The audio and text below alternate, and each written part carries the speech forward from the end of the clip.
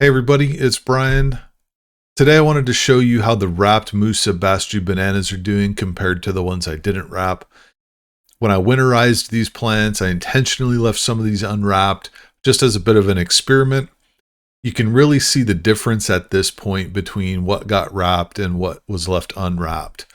All of the wrapped plants have 1 to 2 feet of new growth on the top of them, and the tallest one is about 10 feet tall already, and we still have 2 weeks left in March. The plants that weren't wrapped, most of them show no growth at all, and the ones that do show any growth was only a few inches towards more of the late fall, early winter, so they have nothing green on the top of them at all. At this point, the results seem pretty clear.